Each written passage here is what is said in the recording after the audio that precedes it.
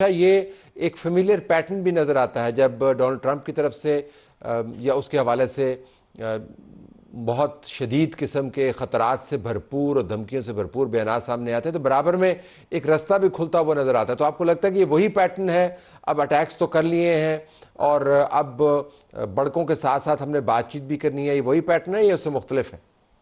नहीं तलत, ये वही पैटर्न है। और जबकि पिछले कई दिन से जब भी मेरे से कोई पूछ रहा है तो मैं ये कह रही हूं कि अमरीकी हुकूमत की इस वक्त स्ट्रैटेजी है एस्केलेट टू डी एस्केलेट, कि आप एकदम से इतना ज़्यादा हमला करें कि अगले बंदे को ये लगे कि हम ये बर्दाश्त नहीं कर पाएंगे और वो फिर आपको डी एस्केलेट करें। मेरे ख्याल में इस वक्त जो अल्टीमेट गोल है वो यही है कि ईरान को मुज़ाकरात की मेज़ पे वापस लाया जाए, लेकिन उन कंडीशंस पे जिस पे अमरीका चाहता है, क्योंकि मेमोरेंडम ऑफ अंडरस्टैंडिंग या जो मुफाहमत थी उसे दोनों साइड्स ने अपने अपने तरीके से समझा। ईरान ने एक तरीके से समझा, अमेरिका ने दूसरे तरीके से समझा। ईरान के लिए आपनाए हुर्मज़ इस वक्त उसका कंट्रोल जिंदगी और मौत का मसला बना हुआ है या उन्होंने बना लिया है। अमेरिका यह जानता है कि अगर ईरान ने आपनाए हुर्मज़ पे अपना कंट्रोल मुकम्मल कर लिया तो फिर मुज़ाकरात की मेज़ पे उसके लिए बहुत मुश्किल हो जाएगी। तो ये एस्केलेट टू डी एस्केलेट वाली पॉलिसी के ही तनाजुर में ये सारी ऑप्शंस सदर ट्रंप को पेश की जा रही हैं। और ग्राउंड टू ट्रूप्स की भी जो बात है, देखिए वॉल स्ट्रीट जर्नल की जो स्टोरी थी उसमें यह था कि सदर ट्रंप के सामने ये ऑप्शंस पेश की जा रही हैं। सदर ट्रंप का हमने जी ये भी जी। माजी में देखा है कि जब उन्हें कोई ऑप्शंस पेश की जाती हैं तो वो उसको पब्लिक में भी बोल देते हैं, जो कि माजी के सुदूर नहीं करते थे। वो पूरे ऑप्शंस को वे करके उनकी अच्छा बुरा देख के जो नताए जाते थे वो पब्लिक में बोलते थे। तो सदर ट्रंप का हमने एक ये भी देखा है कि जो थिंकिंग चल रही ठीक है। होती है, जो सोच विचार बिहाइंड क्लोज डोर्स, वो भी अक्सर पब्लिक में आ जाती है। और ग्राउंड अच्छा, अब ट्रूप्स एक का और भी जो अहम हमने इशू है जिक्र। जिसके ऊपर मैं चाहूंगा कि इसके ऊपर हम वापस आते हैं, लेकिन इसके बीच में है इसराइली लॉबी का इन्फ्लुएंस, जिसके बारे में शुरू में कहा जा रहा था कि इस जंग को चलवाने के लिए उन्होंने बड़ा काम किया। नेतन्याहू और इसराइली हार्ड लाइनर्स जो हैं वो बहुत अरसे से बहुत सारे सदूर को ये जंग बेच रहे थे और उन सदूर ने ये जंग नहीं खरीदी बतौर पॉलिसी ऑप्शन। डोनाल्ड ट्रंप के यहाँ पर ये हुआ और अब भी इसराइली लॉबी का इन्फ्लुएंस कितना है। जेडी वैंस का एक नाज़रीन हम आपको बयान सुनाते हैं और तजिया निगारों से हम ये पूछेंगे कि इसराइली लॉबी क्या वाक़तन इस तमाम मुद्दे के अंदर पोज हुई है, उसके खिलाफ अमेरिका के अंदर निज़ाम के अंदर से भी कोई आवाज़ उठ रही है, या वक्ती उबाल है और आहिस्ता आहिस्ता दोबारा से पुराना निज़ाम लागू हो जाएगा। तो तारिक साहब, वाक़तन इसराइली लॉबी की हालत यही है जिस तरह वो बयान कर रहे हैं कि पैसे भी बांटते हैं और बतदरीज उन्होंने इन्फ्लुएंस बढ़ाया, लेकिन अब शायद वो रडार पर हैं। ये लॉबी क्या है, कैसे ऑपरेट करती है? एब्सोल्युटली मैं एग्री करूंगा, बल्कि इसकी एक मिसाल, जिंदा मिसाल मौजूद है। ए पैक जो कि इजराइल का जूश एक पैक है, उन्होंने $127 मिलियन 2024 के इलेक्शंस में स्पेंड किया था और वो बार बार, और उसके कई शवाहिद मौजूद हैं। कोई भी कांग्रेसमैन अगर टू स्टेट सोल्यूशन का, फलस्तीन का नाम लेता है, अगले इलेक्शन में वो फारग हो जाता है। और दर हकीकत अगर देखा जाए तो इन्फ्लुएंस की एक्सट्रीम जरा देखी जाए कि स्टीव विटकॉफ कौन है, जूश हैं। जेरेड कुशनर कौन है, जूश हैं। और देखा जाए उसके बाद उनके बाद जो इस वक्त कैबिनेट में कौन है, जाइनस क्रिश्चियन है। हमारे सेक्रेटरी ऑफ वार देखें पीट हेक्सेट, तो टोटल बिल्कुल इस वक्त उसके माइक हक भी देखें, इस वक्त जो अमेरिका के एम्बेसडर हैं इसराइल के अंदर, देखें ग्रेटर इसराइल के नक्शे को इंडोर्स कर रहे हैं। जाके इसराइल के अंदर अमेरिकन एम्बेसी के लिए जो बयानात वहां दिए उन्होंने, वो सामने नजर आ रहे हैं। तो ये बिल्कुल, इसमें कोई शक नहीं है कि जो माजी में और आज की एडमिनिस्ट्रेशन बिल्कुल एब्सोल्युटली साथ खड़ी है। लेकिन क्या इसराइली लॉबी इस मरतबा एक्सपोज हुई है या नहीं हुई है पहले की निस्बत? क्योंकि जिस तरह की बातें हम आजकल सुन रहे हैं इससे पहले। जी जी, गो अहेड। मैं टोटली एग्री करूंगा। पब्लिक ओपिनियन चेंज हो रही है गजा के बाद, बिल्कुल एब्सोल्युटली। जो जुल्मो सितम लोगों ने देखा, आपने देख लिया न्यूयॉर्क NYU के बाहर क्या हुआ, कोलंबिया के बाहर क्या हुआ। फिर मुमतानी साहब का इलेक्शन जीतना देखें, उसमें 30% वोट दिए जूश जेनजी ने। इस वक्त बिल्कुल ओपिनियन चेंज हो रही है, इररिपेयरेबल डैमेज हो रहा है इसराइल का। और बिल्कुल जेडी वैंस साहब ने बिल्कुल सही उसमें कहा, मैं टोटली एग्री करूंगा। आशा, योर टेक, इसराइली लॉबी मौजूदा सूरत हाल?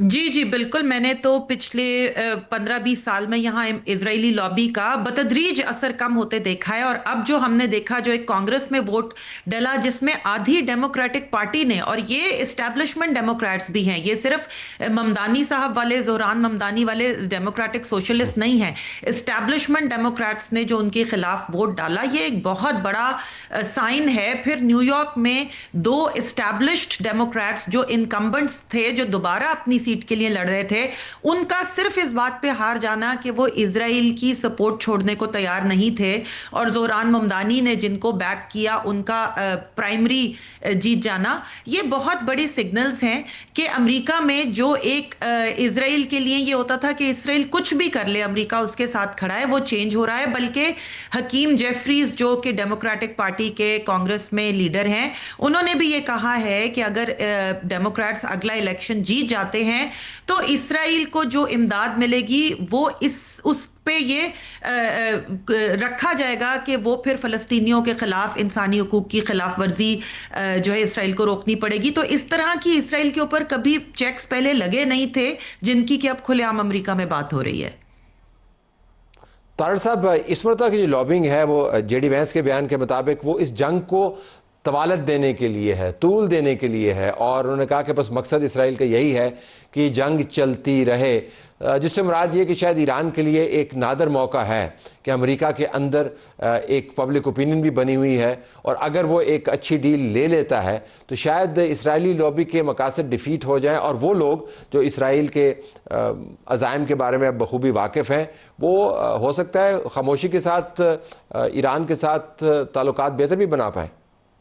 इस वक्त अगर देखा जाए तो अमेरिका का वहां पे एंगेज रहना सिर्फ और सिर्फ एक कंट्री है, इजराइल, उसको सूट करता है।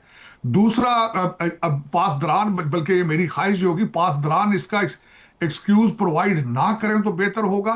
नुकसान होगा सबका। जीसीसी कंट्रीज इस वक्त बेचारे डरते फिर रहे हैं, क्योंकि बार बार आज जिस तरह मैंने आपको कहा है कि हरमूज के बारे में उन्होंने कहा अनब्रेकेबल रेड लाइन, और फिर उसमें यहां पे मैं तलत भाई ये भी कहना चाहूंगा कि अगर मेमोरेंडम ऑफ, अगर इस्लामाबाद अकॉर्ड के को देखा जाए तो वो सारे का सारा ईरान की फेवर में जाता था, बल्कि मिसाइल सिस्टम अमेरिका भूल चुका था।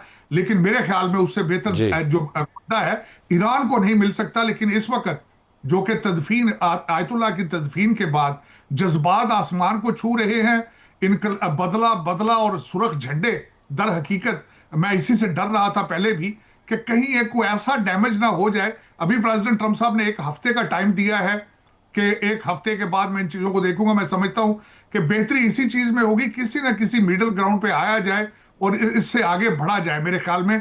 अदरवाइज जिस तरह मैंने कहा है, अमेरिका वहां एंगेज रहेगा, ग्रेटर इसराइल का जो उनका मोटिव है उसको तकवीयत मिलती है मेरे ख्याल में, और बेहतर यही होगा कि इसको अवॉइड किया जाए। आशा, सुपर पावर या बिग पावर की ईगो अभी एट स्टेक है। इसराइल तो अपनी लॉबिंग कर रहा होगा अपने मकासद की वजह से, और कर रहा है, जिसका एक्सपोजे जो है हमें मिलता है कि हाईएस्ट लेवल के ऊपर उसके बारे में बात हो रही है। डोनाल्ड ट्रंप ने खुद भी ये बात की है जो जेडी वैंस ने दोहराई।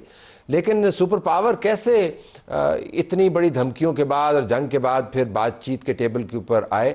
अब तो तारड़ साहब ने जिक्र किया रेड लाइन जो बनी है आबनाए हुर्मुज़, अब तो बाबल मंदब स्ट्रेट जो है, जो गल्फ ऑफ एडन और रेड सी के साथ मिलती है, वहाँ पर हूतीस को उन्होंने तैयार कर लिए। 2 तरफा किस्म का एक अटैक जो है वो ईरान उसके लिए तैयार हो रहा है। सो सुपर पावर कैसे वाइंड डाउन करें? आपको कोई अपॉर्चुनिटी नज़र आती है कि अगर ईरान ने अपनी जिद ना छोड़ी तो अमेरिका के लिए फिर ऑप्शंस क्या होंगे? देखिए, इसमें जो मीडिएटर्स हैं, जिसमें पाकिस्तान बहुत इंपॉर्टेंट है, मगर तुर्की, इजिप्ट और कतर भी शामिल हैं, उनका रोल बहुत ज़्यादा अहम हो जाएगा। दोनों साइड्स को कुछ ना कुछ गिव इन करना होगा, क्योंकि एस्केलेशन अगर एक तरफ करेगी, ये जिसको हम साइकिल ऑफ एस्केलेशन करते हैं कि अगर एक साइड कुछ करेगी तो दूसरी साइड को करना पड़ेगा। आप सही कह रहे हैं कि सुपर पावर की एक ईगो भी होती है, लेकिन यहाँ उस ईगो से बढ़ के एक बहुत बारीक thin line balance balancing act भी करना पड़ रहा है इस एडमिनिस्ट्रेशन को, क्योंकि एक तरफ अगर ये जंग जारी रहती है तो ये जो उन्होंने चंद बफर बनाए थे जिसकी वजह से तेल अभी उतना महंगा नहीं हुआ, 100 से ऊपर नहीं गया जिसका उन्हें डर था, लेकिन अगर ये जंग जारी रहती है तो तेल ऊपर चला जाएगा और इकोनॉमी जो है उसको बहुत नुकसान होगा। लेकिन दूसरी तरफ जो आगे इलेक्शंस आने वाले हैं, एक तरफ तो वो लोग इकोनॉमी पे वोट डालेंगे, लेकिन अगर दूसरी तरफ ये भी लगा कि अमेरिका बिल्कुल ही हार के बैठ गया है, तो एक जो इमेज सदर ट्रंप ने अपनी बेस में बनाया हुआ है कि अमेरिका एक स्ट्रांग मुल्क है, अमेरिका फर्स्ट, मैं जो हूं एक स्ट्रांग प्रेसिडेंट हूं, वो इमेज उनका खराब हो जाएगा, उसका भी इलेक्शन में नुकसान होगा। तो एक बहुत बैलेंसिंग एक्ट भी करना पड़ रहा है। लेकिन दूसरी तरफ ये भी है कि आप नाए हुरमज पे जीसीसी ममालिक का भी अमेरिका पे प्रेशर है कि आप ईरान को इस पे कब्जा नहीं करने दे सकते, क्योंकि सबसे ज्यादा नुकसान उनका होगा। तो कोई 3 या 4 ऐसे पॉलिटिकल और डिप्लोमेटिक बैटल फ्रंट्स हैं जिसको के बैलेंस करना पड़ रहा है इस वक्त अमेरिका को। और मेरा ख्याल है कि मीडिएटर जो ममालिक हैं उन्हीं को बीच में पड़ के कोई ऐसी, जिसको कहते हैं ना, ऑफ रैंप देना पड़ेगा दोनों साइड्स को, कि वो उस पे जो है वो वापस चले जाएं। जो मेमोरेंडम ऑफ अंडरस्टैंडिंग हुआ था वो तारर साहब ने बहुत सही कहा कि वो ईरान के पूरी तरह हक में था। तो कोई ऐसा तरीका निकाला जाए कि वो या उससे मिलता जुलता कोई दूसरा मफाहमती याददाश्त कोई हो जिसपे कि दोनों फरीकैन मिलके बैठें।